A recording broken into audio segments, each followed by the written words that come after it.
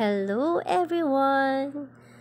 For today's video, samahan nyo nga kaming magtayo ng aming little and humble Christmas tree. At tunay ngang nalalapit na ang Kapaskuhan, ang kaarawan ni Papa Jesus. So, iba pa rin sa pakiramdam na meron tayong kahit papaano ay palamuti at nagpapahiwatig na nalalapit na ang Kapaskuhan. At itong mga anak ko nga ay paulit-ulit at kinukulit ako na itayo na namin itong aming nakatabi sa baul na Christmas tree. Opo, kasi ito ay halos 4 na taon ko nang ginagamit. At tunay ngang tumatagal ang isang bagay kung ito ay naiingatan mo, napipreserve mo ng tama, at pwede mo pang gamitin sa tamang panahon. Ayan.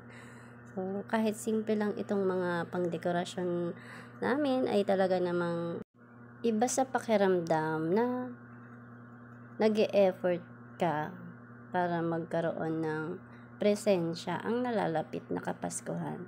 Ayan, tumulong ng aking bunsong anak sa pagkakabit ng aming palamuti.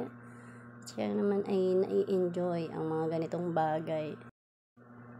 Ang mga dekorasyon lang na aming nilagay ay yung star sa tuktok, poison siya, yung bulaklak na malaki na kulay pula, at mga Christmas balls. At hindi ko pa nga alam kung gumagana pa yung aking naitabi na Christmas lights.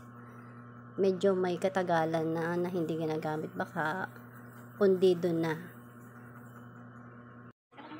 At ito na nga, i-check na namin kung gumagana pa ba itong Christmas lights na aking naitabi.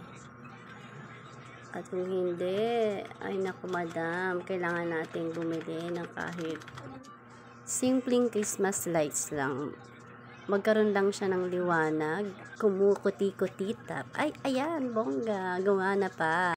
At ito na ang aming munting Christmas tree. Color red lang ang aming Christmas lights. Kaya advance Merry Christmas everyone. We wish you a Merry Christmas. We wish you a Merry Christmas. We wish you a Merry Christmas and a Happy New Year. Thank you for watching.